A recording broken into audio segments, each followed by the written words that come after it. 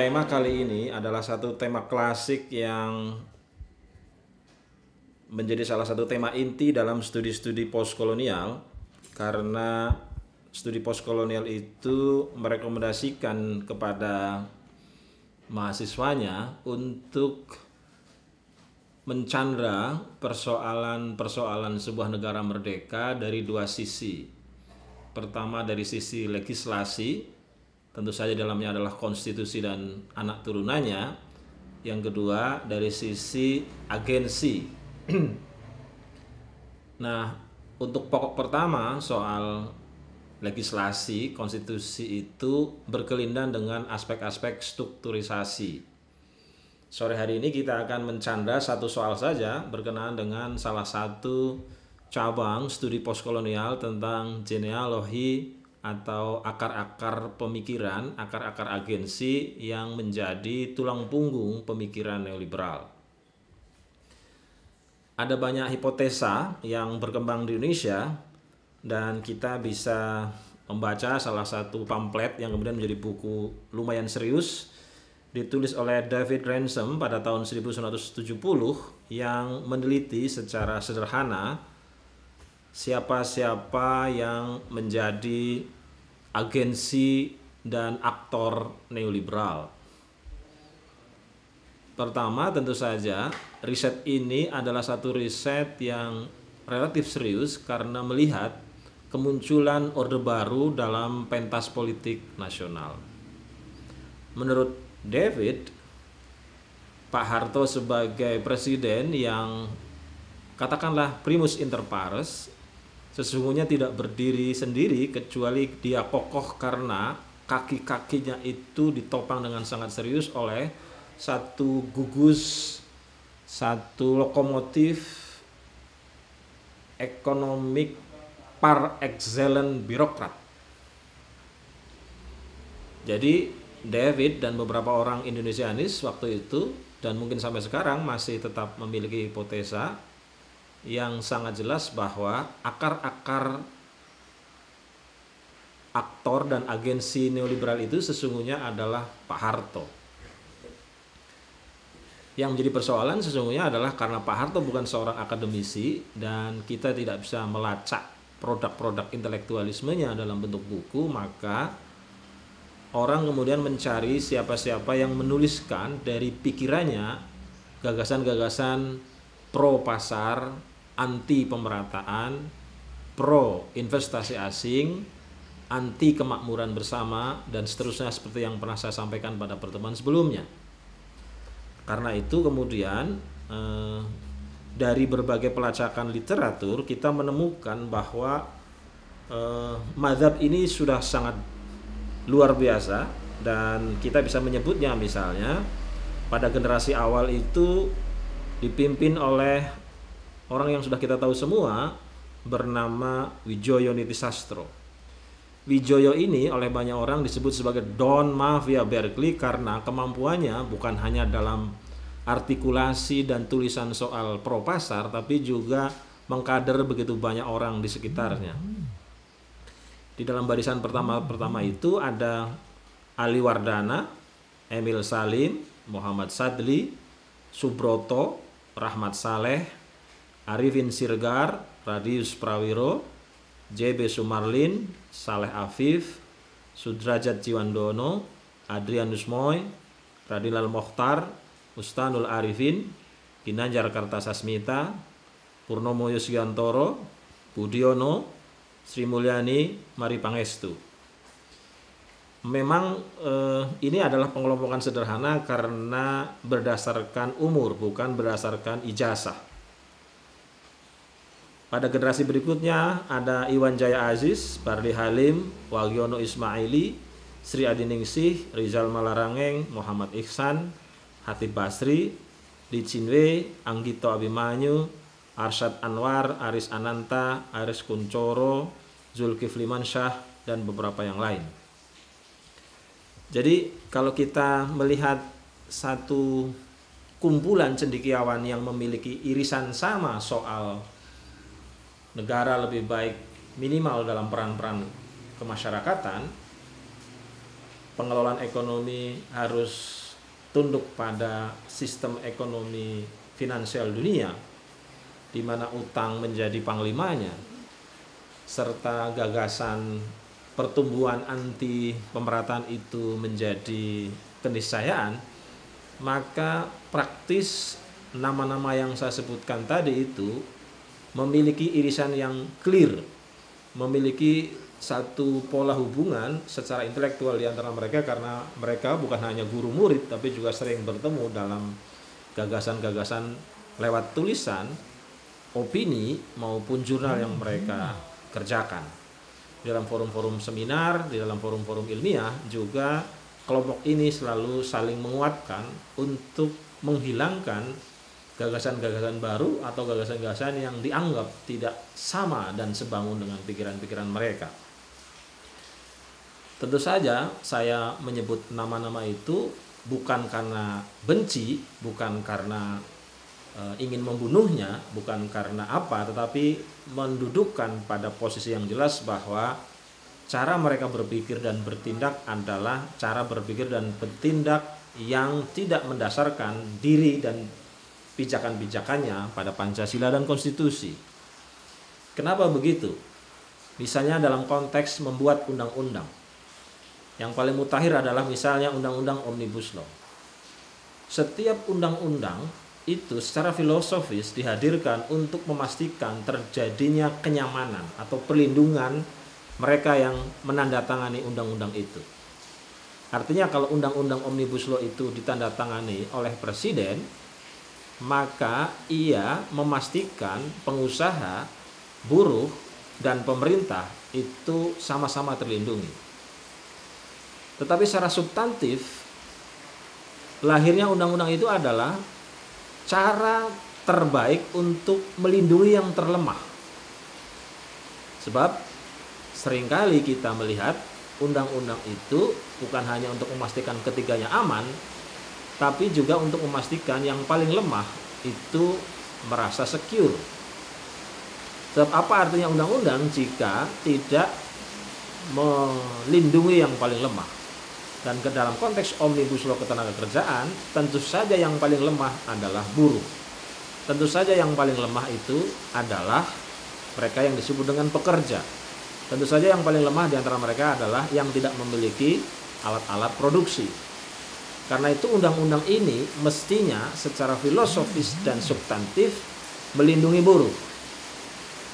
Jika undang-undang ini tidak melindungi buruh sebagai kaum terlemah, termiskin, maka undang-undang ini cacat secara filosofis, cacat secara substantif. Itu satu. Yang kedua, soal siapa yang mengajukan draftnya. Ternyata jika kita baca SK yang ditandatangani oleh Menteri Koordinator Perekonomian itu jelas-jelas tidak menyertakan elemen buruh di dalam tim penulis Omnibus Law Ketenagakerjaan. Yang terbanyak sekitar 55% justru adalah para pengusaha, yang kedua baru birokrat. Tapi birokratnya pun tidak begitu intens. Saudara Anies ada dalam daftar nama-nama pengusul draft, tetapi dia mengaku tidak mendatang dan tidak diundang dalam rapat-rapat itu. Ada beberapa intelektual yang terlibat, tetapi jumlahnya tidak besar, sehingga ketika melakukan penetrasi gagasan ide berbasis konstitusi dan Pancasila, ternyata tidak bisa diimplementasikan karena seluruh proses-proses pengambilan keputusan itu berdasarkan suara terbanyak dan voting. Tapi yang paling fatal adalah di dalam undang-undang itu pengusulnya tidak melibatkan oknum-oknum, person-person, dan aktivis buruh. Sehingga dari sisi pembuatan saja atau agensi pembuat saja itu cacat. Yang ketiga dari sisi waktu. Seluruh undang-undang itu harus dikomunikasikan kepada semua stakeholder agar menemukan kesempurnaan di mana titik equilibriumnya nanti baru diresmikan. Bayangkan sebuah undang-undang yang kemudian diklaim memiliki ketebalan lebih dari 1000 halaman, pada saat diputuskan sebagai sebuah undang-undang, jarang sekali anggota DPR yang mendapatkan kopinya. pernyataan-pernyataan anggota DPR, balik, bahkan menteri diantaranya Pak Mahfud dan Pak Airlangga, jelas sekali bahwa mereka tidak membaca karena tidak ada bahannya. Saya sempat melakukan konfirmasi soal bab atau pasal pendidikan yang diklaim tidak ada dalam undang-undang itu. Menurut saudara Airlangga ternyata ada. Nah, jadi artinya bagaimana sebuah undang-undang itu bisa menjadi valid kalau ternyata untuk membacanya saja tidak sempat. Kenapa tidak sempat? Karena begitu tebal. Kenapa begitu tebal? Karena mengkonfigurasi begitu banyak undang-undang sehingga orang lain tidak bisa dituntut untuk membaca karena dia sendiri tidak membacanya. Jadi ada banyak sekali cacat, tetapi bukan soal cacatnya yang saya ingin sampaikan, adalah karena agensinya memiliki interest personal yang ujungnya adalah anti Pancasila dan anti konstitusi. Sebab kalau dia berpancasila maka dia bertuhan. Setiap orang yang bertuhan itu pasti tidak punya niat buruk. Dan dalam konteks yang paling sederhana, orang yang mengumumkan undang-undang di malam hari itu mirip zaman dulu pencuri bergerak di malam hari. Walaupun hari ini pencuri bisa siang bisa malam. Tapi asumsi masyarakat dengan jelas mengatakan satu pergerakan malam adalah pergerakan yang ingin atau mengharapkan orang lain dalam keadaan lelap. Nah, agensi-agensi ini luar biasa karena memang memiliki satu tendensi untuk melupakan cita-cita nasional di dalam preambulum Undang-Undang Dasar 45. Karena itu kalau alat ukurnya adalah Pancasila dan Konstitusi, 5 dasar statis dan 4 dasar dinamis, Undang-Undang Omnibus Law ini sama sekali tidak tercantol dengan itu. Misalnya soal ketuhanan yang pertama. Yang kedua soal kemanusiaan. Kalau soalnya adalah dalam Pancasila itu ada kemanusiaan dan keberadaban, maka sangat kecil kemungkinan undang-undang itu didemo sedemikian rupa oleh hampir 1 juta orang dari Sabang sampai Merauke, dan mereka adalah kaum terpelajar. Karena inti dari gerakan sekarang bukan lagi buruh tapi juga mahasiswa. Jadi unsur-unsur kemanusiaannya pasti tidak hadir. Karena tidak hadir maka orang yang merasa sakit dan orang yang merasa bahwa itu kurang kemanusiaannya dia bergerak. Apalagi unsur-unsur persatuan di dalam pasal yang ketiga. Apalagi unsur-unsur gotong royong. Apalagi unsur-unsur keadilan. Itu baru dari sisi 5 dasar statis. Dari 4 dasar dinamis yang pertama misalnya melindungi, maka pertanyaannya adalah undang-undang ini melindungi siapa? Hampir semua stakeholder mengatakan melindungi investor, melindungi orang kaya. Padahal investor dan orang kaya itu tidak usah dilindungi pun mereka bisa melindungi dengan dirinya sendiri. Kalau kita pergi ke hutan, maka kita tidak perlu melindungi macan dan harimau serta singa karena di dalam dirinya sudah kuat.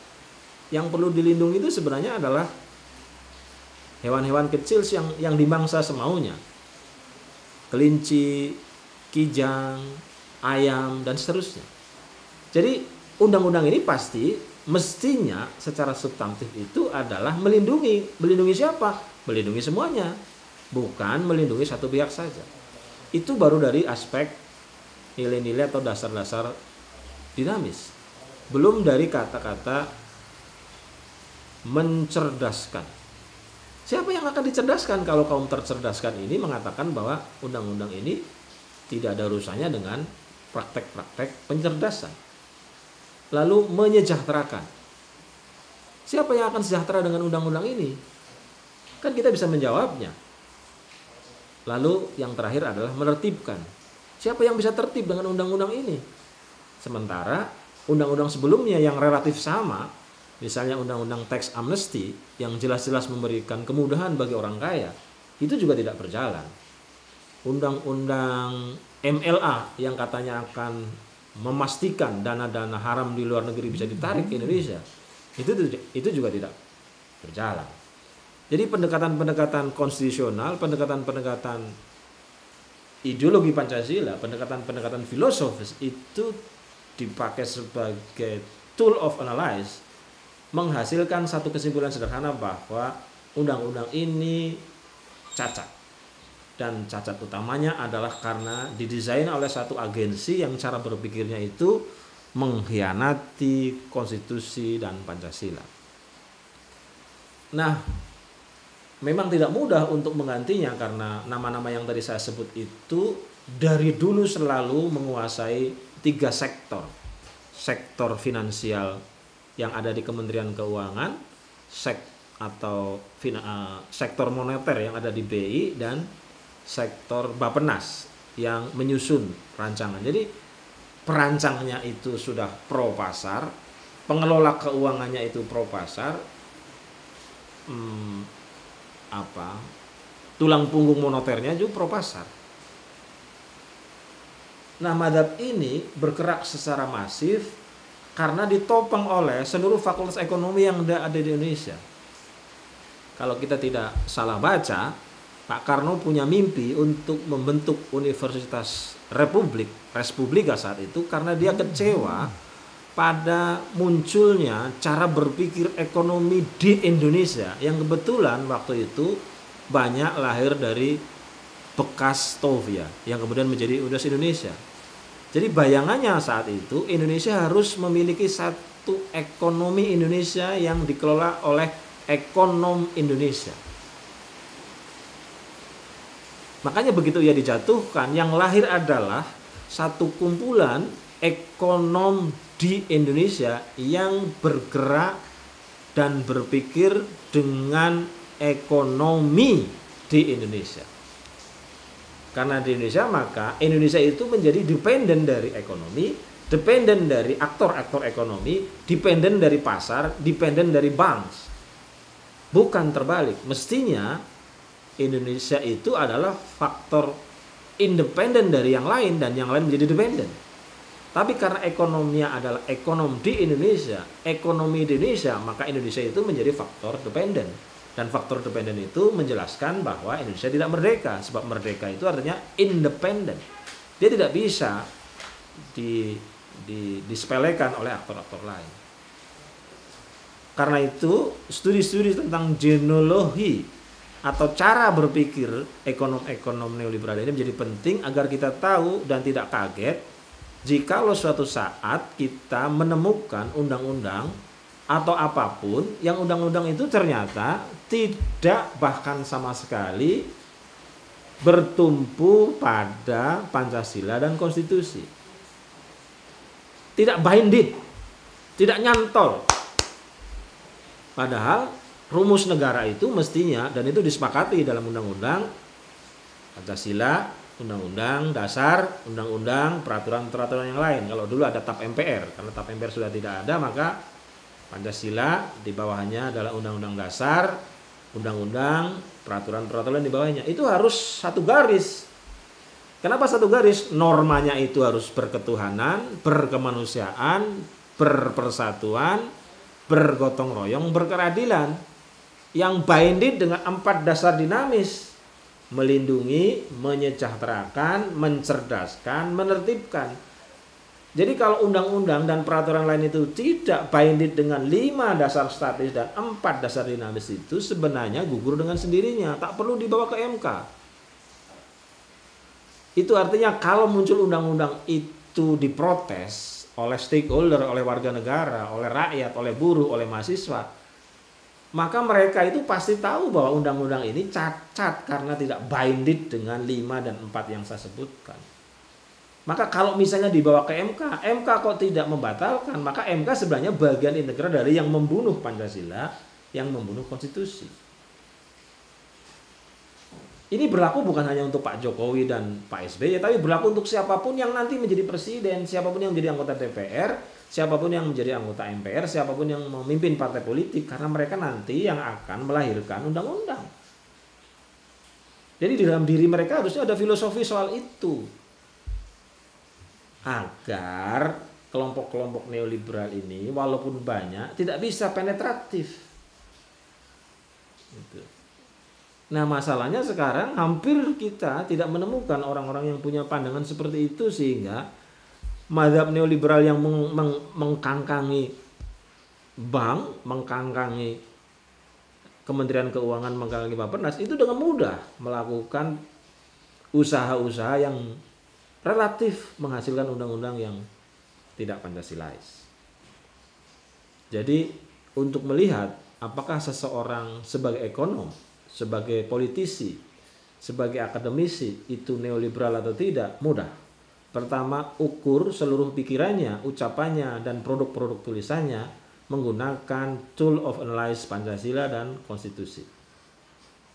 Jika dalam tulisannya sudah jelas-jelas tidak binded dengan 4 dasar dinamis dan 5 dasar statis, maka dia bagian dari non pemikir Pancasila, non pemikir konstitusi. Boleh saja dia di pasar gelap, boleh saja dia berasal dari pasar-pasar yang lain, boleh saja dia komunis dan ateis, tetapi yang jelas dia tidak menjadi bagian integral dari satu konsorsium pemikiran Pancasila dan konstitusi. Itu uji batu yang pertama.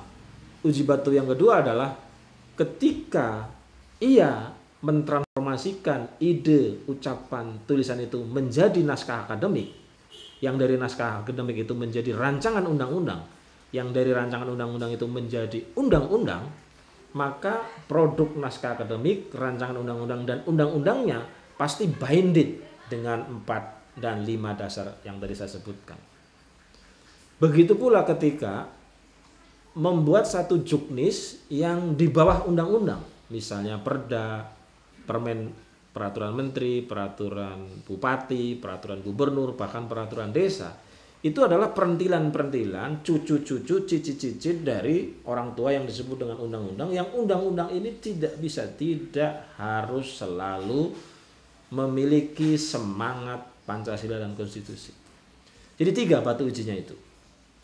Sepanjang diuji dengan 3 hal yang saya sebutkan itu tidak berada di dalamnya, maka secara genealogis ia berada di luar. Tapi untuk memastikan apakah dia neoliberal atau tidak, maka lihat keberpihakannya. Kalau keberpihakannya pada pasar bebas, internasional finansial, yang kemudian opsi-opsinya adalah tidak rigid membela yang terlemah, termiskin, terbodoh, bahkan cacat, maka ia adalah pasti neoliberal. Dan dalam pikiran yang paling sederhana, agensi-agensi neoliberal ini adalah setali 3 uang dengan HTI dan PKI. Tidak layak hidup di Indonesia. Sama sekali tidak layak, sebab 30 tahun mereka sudah berkuasa, dan 30 tahun itu tidak ada prestasi satupun yang menunjukkan bahwa undang-undang mereka, pikiran mereka, ucapan mereka itu menghasilkan nihilnya pengangguran, nihilnya kemiskinan dan disparitas. Atau closingnya begini, sebenarnya Indonesia bisa mengatakan welcome terhadap pikiran dan mazhab apapun sepanjang pikiran dan mazhab itu mampu menunjukkan kinerja untuk menyelesaikan problema Indonesia, problem kemiskinan, problem kebodohan, problem kepengangguran, problem kesakitan, dan seterusnya. Jadi orang boleh saja berasal dari genderuwo, orang boleh saja berasal dari planet yang lain, orang boleh saja tidak memiliki mazhab apapun, tapi kalau dia menjadi pejabat itu prestasinya adalah memastikan problem-problem dasar Indonesia itu bisa diselesaikan, saya kira kita justru harus mengucapkan terima kasih. Justru harus mengucapkan selamat datang. Kalau perlu kita pilih selamanya jadi Menteri Keuangan misalnya. Tapi jika kita sudah beri kesempatan 10 tahun, 5 tahun menjadi Menteri Keuangan dan hasilnya hanya krisis dan depresi seperti hari ini, maka sudah layak kita usir Saudara Sri Mulyani dari kementerian dan kita jadikan menteri di planet Pluto. Kira-kira itu pengantar saya soal genealogi pemikir ekonom dan ekonomi neoliberal. Jauh sebelum kita merdeka, neoliberalisme itu, atau dulu disebutnya zaman kolonialisme, ekonomi kolonial itu itu yang dipakai oleh VOC dan Belanda. Dan tidak ada hasilnya signifikan. 20 gubernur jenderal yang kita punya itu tidak berhasil menghancurkan kemiskinan. Lalu dimerdekakan oleh Soekarno dan kawan-kawan dengan harapan cara pengelolaan ekonominya berubah, ekonominya berubah. Relatif berhasil pada masa-masa kekuasaan Soekarno, lalu dia dijatuhkan. Lalu datang kembali lewat orang dalam dan orang luar satu arsitektur ekonom sekaligus ekonomi ala kolonial yang kita sebut sebagai neoliberal. Jadi memang sejak awal kolonialisme, neokolonialisme itu berbanding lurus dengan liberalisme dan neoliberalisme. Datang bukan untuk memerdekakan sebuah daerah, apalagi membuat seluruh masyarakatnya makmur bersama. Jadi ini adalah satu pikiran dan tindakan yang cacat sejak awal yang datang ke Indonesia sebelum proklamasi dan setelah proklamasi. Jadi nggak bisa kita meminta mereka membuat Indonesia makmur bersama, sejahtera bersama, adil bersama karena memang cacat ontologis. Lalu kalau ada pertanyaannya, kenapa mazhab dan pemikiran seperti itu di negara-negara maju memiliki prestasi yang bagus? Pertama, karena mereka tidak berniat menjajah bangsanya sendiri. Mereka berniat menjajah bangsa Indonesia. Niatnya sih sudah beda, itu satu. Yang kedua, konsekuensi pemikiran ini lahir dari satu keadaan di mana bangsa-bangsa yang maju itu secara ekonomi adalah individual. Jadi pikiran neoliberal, pikiran neokolonial, pikiran liberal, dan pikiran kolonial itu lahir dari satu masyarakat, satu negara, satu konfigurasi yang memang tidak dari tabung kosong. Makanya kompatibel. Indonesia itu tidak bisa kompatibel dengan satu pola pemikiran yang memang akarnya nggak begitu. Jadi kan akar-akar individualisme di Indonesia itu tidak ada. Akar-akar cuek itu kecil sekali. Akar-akar ekonomi kita itu adalah akar-akar secukupnya, bukan sebanyak-banyaknya. Makanya gagasan keagamaan masuk ke Indonesia itu relatif tidak ditolak karena gagasan-gagasan keagamaan, whatever agama itu adalah selaras dengan satu pola pemikiran, pola tindakan, pola ucapan orang-orang pribumi, orang-orang Indonesia.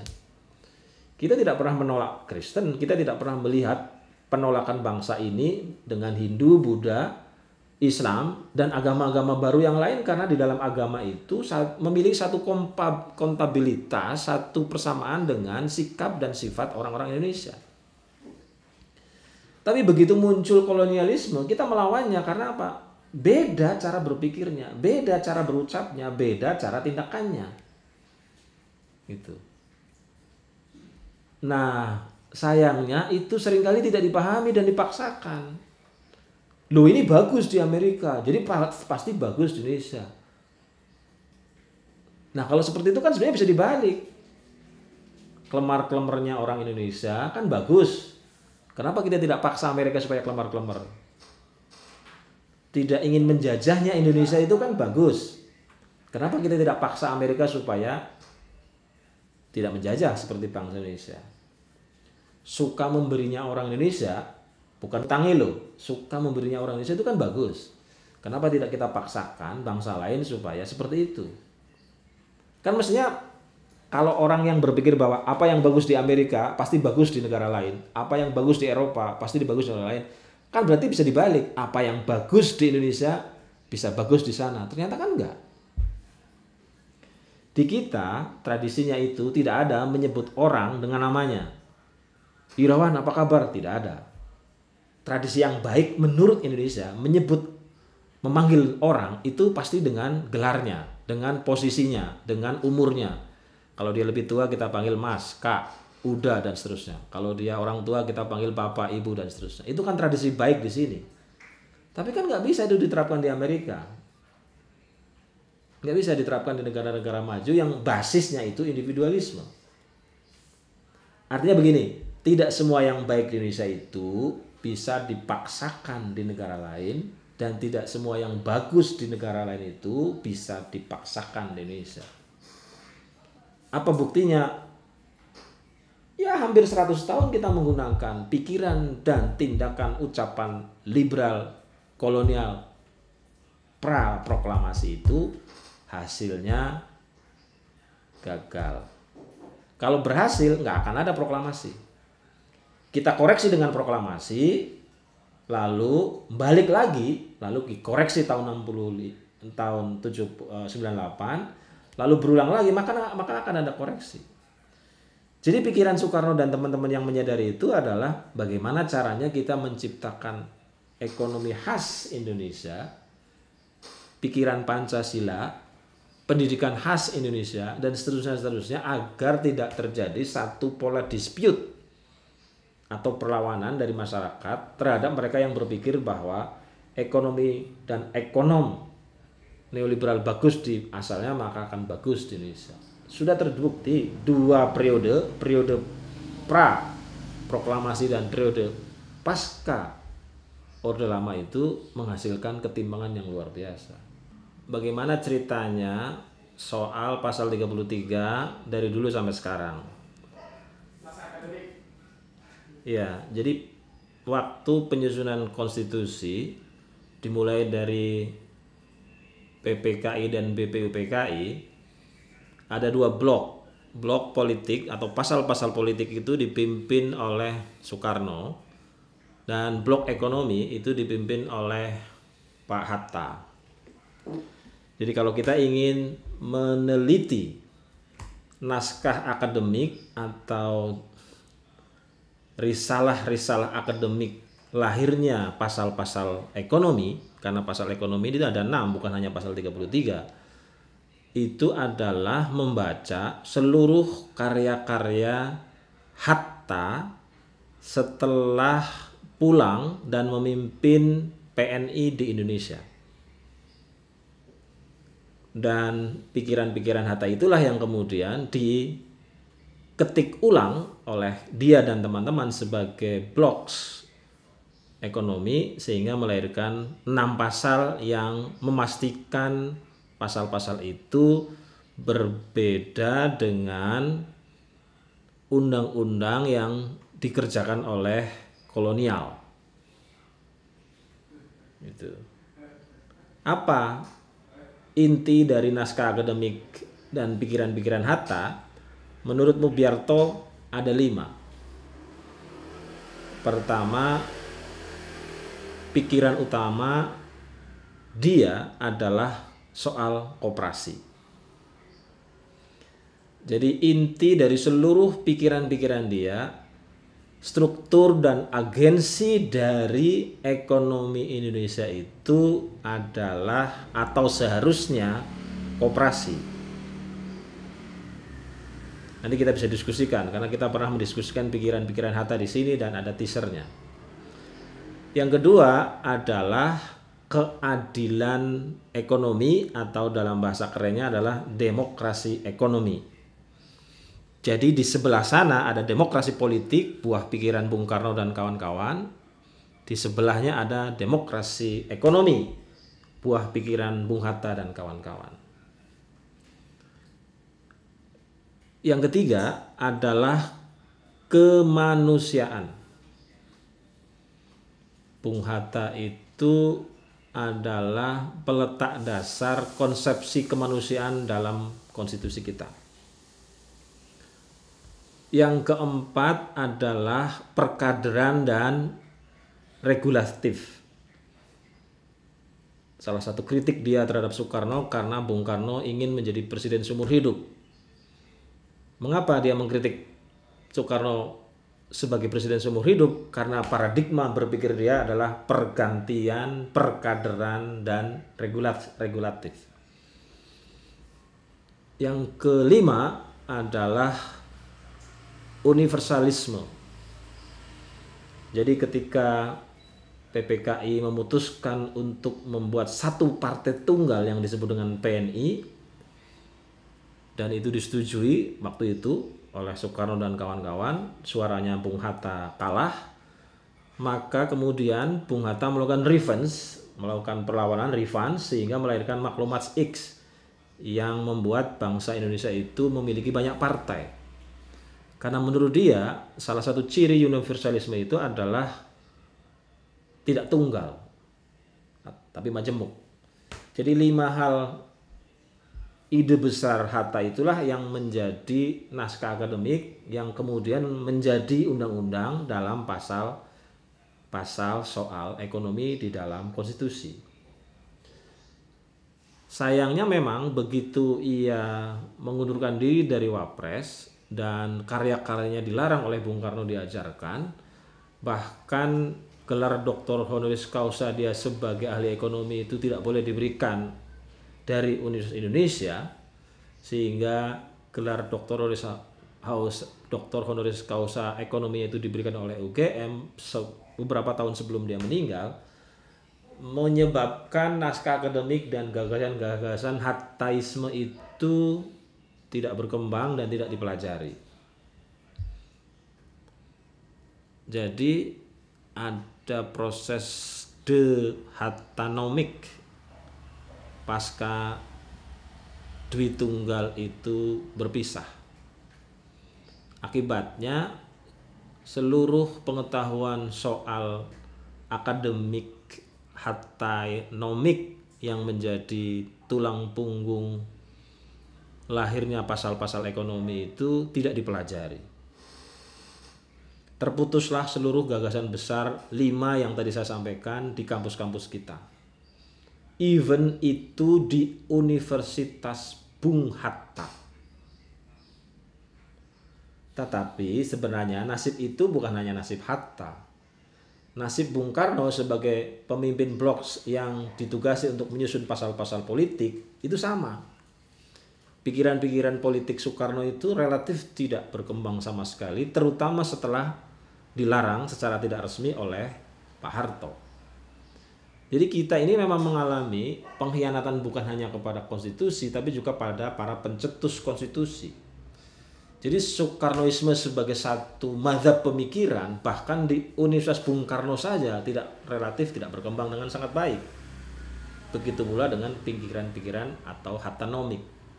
Tapi kalau Anda tanya, di mana kita bisa membaca naskah akademik pasal 33 dan pasal-pasal ekonomi yang menjadi pasal-pasal dalam konstitusi kita?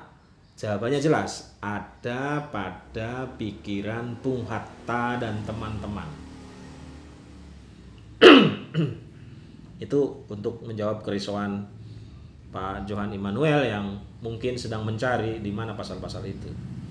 Sama seperti juga misalnya apakah naskah akademik pasal-pasal hukum itu juga ada pakarnya atas satu blok yang disuruh dipimpin oleh salah satu ahli hukum kita yang kemudian hukum-hukum itu menjadi pasal-pasal dalam konstitusi.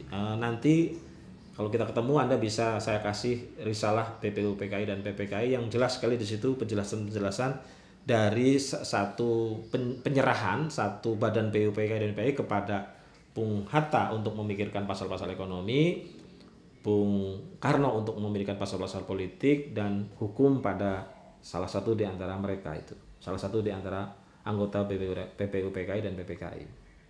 Itu soal sumber-sumber mengapa dan bagaimana serta siapa yang menghasilkan pasal-pasal soal politik, soal hukum, dan soal ekonomi. Yang kedua soal Tito yang mempertanyakan untuk menginterupsi bahkan menyelesaikan persoalan limbo antara timur dan barat itu sebenarnya dulu sudah pernah sudah ditawarkan oleh Bung Karno. Apakah Indonesia akan menjadi bagian integral dari Amerika?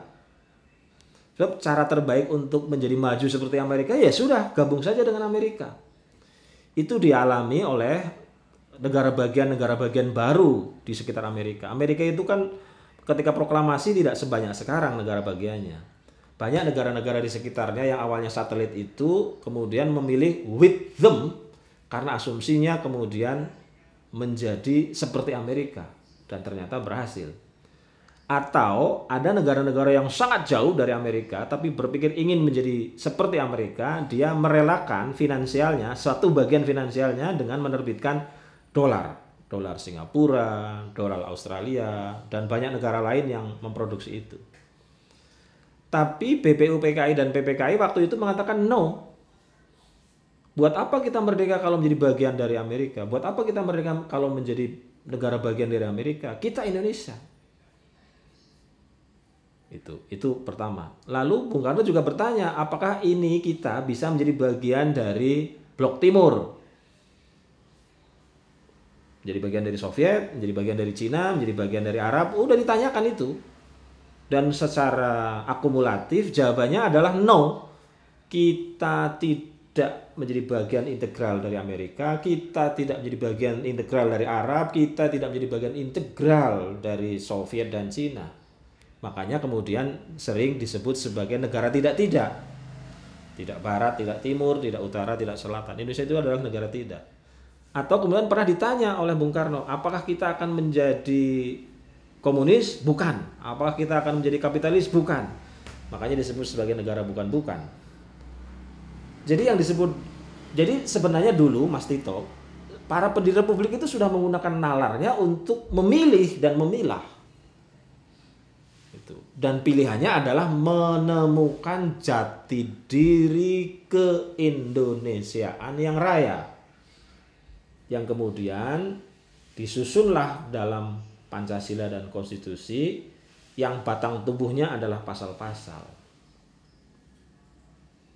Jadi kalau Anda nanya untuk mengakhirinya bagaimana? Gampang. Referendum menjadi bagian dari Amerika, referendum menjadi bagian dari Arab, referendum menjadi bagian integral dari Cina. Ini Pak Jokowi dan teman-teman memilih semi referendum untuk menjadi bagian dari China. Atau memanggul jati diri Pancasila. Jadi kita sebagai orang yang merasa sebagai kader para pendiri republik, percaya dan yakin bahwa kalau memanggul Pancasila, memanggul konstitusi, kita akan menjadi raya. Karena praktek untuk menggiring menjadi bagian dari Amerika sudah dikerjakan oleh Orde Baru, praktek menggiring menjadi bagian dari China dipraktekkan oleh Orde Reformasi, dua-duanya itu tidak terlalu mengembalikan hasilnya. Maka tidak ada jalan lain kecuali berpancasila. Nah, soal siapa yang menjalankannya kita cari bareng-bareng atau kita taubat bareng-bareng gitu. Jadi solusinya cuma itu, shoot them or with them. Soekarno dan teman-teman memilih shoot them. Kami melawan kapitalisme, kami melawan ateisme, kami melawan komunisme. Itu jelas. Pada awal-awal Orde Baru juga jelas. Makanya ada tap MPR anti ini, anti itu. Karena untuk menemukan jati diri. Nah, bagi yang nggak kuat, maka lahirlah mazhab neoliberal. Udahlah, berat jadi kaum Pancasilais itu. Udahlah, kita jadi neoliberal saja. Maka mereka mengumpulkan kawan, mencari kader, membiayai, mengembangkan itu di mana-mana. Hasilnya ya seperti sekarang. Seperti itu saja gitu. Nah, makanya dalam studi-studi sosiologi kan disebut kapitalisme, neokapitalisme, liberalisme dan neoliberalisme itu adalah never ending stories. Tidak akan pernah berhenti karena selalu begitu. Jadi kalau kau jadi presiden, pilihannya cuma dua. With them, seperti Singapura, seperti Australia, seperti persemakmuran yang lain, or shoot them. Gitu. Kalau menari di tengah-tengah ya bukan Pancasilais gitu. Makanya kan kelompok HTI atau kelompok-kelompok khilafah, kelompok-kelompok salafi ini kan kemudian ini ikut barat nggak maju-maju, udahlah ikut Arab. Padahal di Arab juga nggak ada kemajuan gitu. Itu kan sebenarnya salah satu cara berpikir yang mirip. Jadi sebenarnya pemimpin HTI itu ya pemimpin neoliberal. Memutus seluruh tradisi jati diri dengan kapok menjadi Pancasilais lalu memilih menjadi Barat atau memilih menjadi Arab. Jadi sama itu, dan itu sudah ditolak jelas sekali oleh Soekarno. Soekarno mengedepankan teori hibridasi. Soeharto dan teman-teman itu memilih menjadi bagian dari yang lain gitu loh. Nah, soal kenapa negara-negara di sekitar kita itu relatif lebih stabil, enggak juga. Bung Irawan mungkin pernah ke Malaysia ketika Malaysia lagi bagus. Tapi 20-30 tahun yang lalu mereka juga bukan apa-apa. Singapura juga begitu. Kebetulan Anda pergi ke luar negeri di sekitar kita ketika kita sedang sakit, maka memandang orang lain yang sehat itu hebat. Coba kalau ketika kita keluar negeri saat kita sehat. Atau beginilah yang paling gampang. Anda datanglah ke dunia, lihat pemain bulu tangkisnya. Bandingkan dengan pemain bulu tangkis Indonesia. Anda akan mengatakan pemain bulu tangkis di negara-negara itu tidak ada apa-apanya. Mengapa? Karena pemain bulu tangkis kita hari ini sedang berkuasa di dunia. Tidak ada yang bisa mengalahkan pasangan Kevin dan siapa itu? Kevin dan Marcus. Menang terus dia sampai bosen sendiri katanya. Itu gitu. Jadi cara membandingkannya harus agak fair. Anda tidak bisa mengatakan negara lain bagus ketika negara kamu itu sedang tidak bagus. Gitu. Kalau sekarang Anda mengatakan pembibitan pemain badminton Singapura bagus, ya berarti Anda matanya yang nggak bener. Karena nggak mungkin pemain Singapura itu bisa mengalahkan pemain badminton Indonesia gitu loh. Nah, yang jadi soal berarti bukan itu. Yang jadi soal adalah bagaimana yang sedang sakit ini, yang sedang terpuruk ini, yang sedang depresi ini didorong sedemikian rupa, siapapun yang ada di pemerintahan, siapapun yang ada di rakyat itu, supaya tidak seperti sekarang gitu. Soal bagaimana caranya, nah kita harus berdebatkan apakah cara neoliberal atau cara Pancasila. Karena kalau perdebatannya bukan cara, agak repot. Gitu. Karena seringkali memang bangsa ini itu tidak perdebatan cara, tapi perdebatan yang lucu-lucu gitu. Orang problemnya kemiskinan, perdebatannya adalah membaca Al-Quran, membaca kitab suci, membaca yang lain. Kan nggak kompatibel itu. Orang problemnya tidak bisa bayar SPP, lalu perdebatannya adalah jenggot. Nih, jenggot. Pakai jilbab atau tidak.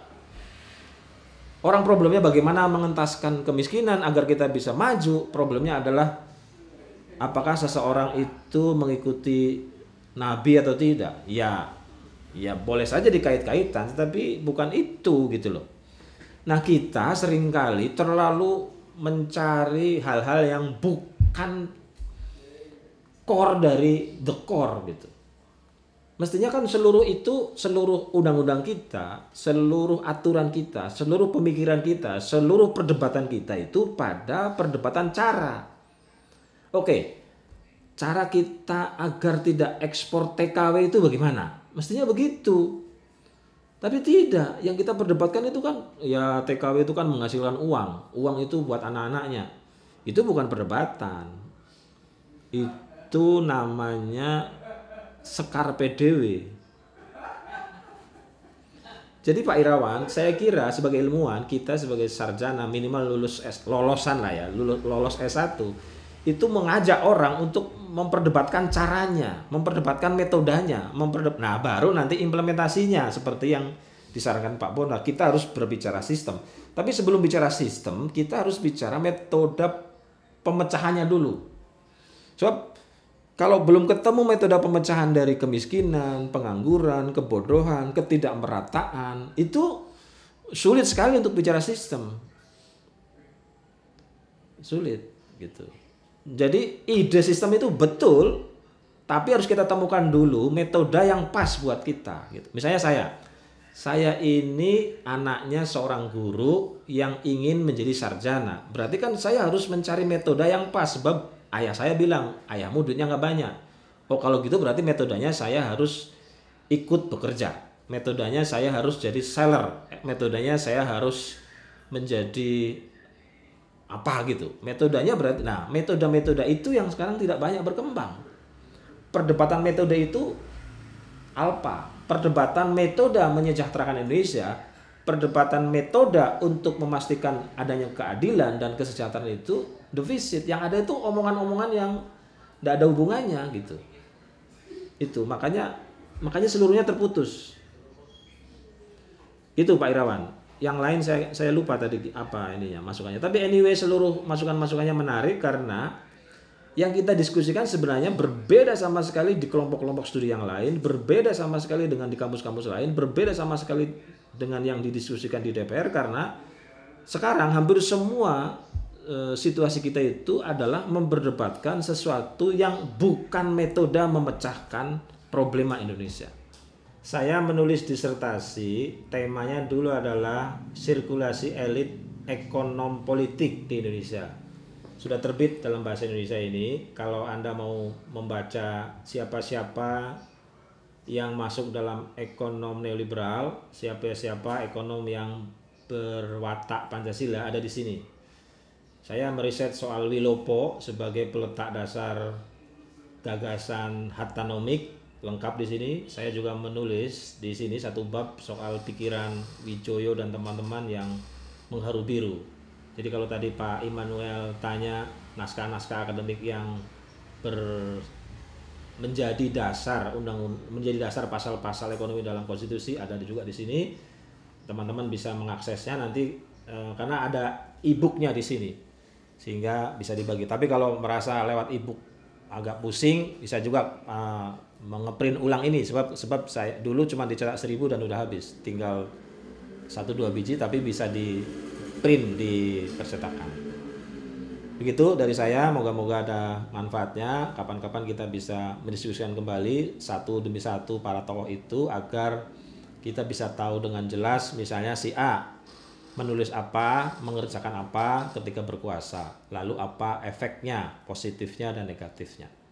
Itu dari saya Pak Aziz dan teman-teman. Saya mohon maaf jika ada banyak yang salah, tapi seluruh niat kita adalah memperbaiki apa yang kurang baik, mempertahankan apa yang sudah baik dalam berbangsa dan bernegara. Wassalamualaikum warahmatullahi wabarakatuh. Salam Nusantara. Indonesia butuh generasi tangguh, berdikari dan berpendirian teguh, serta tekad untuk Indonesia utuh. Bangun semua daerah yang tak tersentuh. Bangkitlah generasi muda perkasa, berani dan tegas dalam tutur kata, berkomitmen bangun Indonesia Raya demi kemakmuran rakyat Nusantara.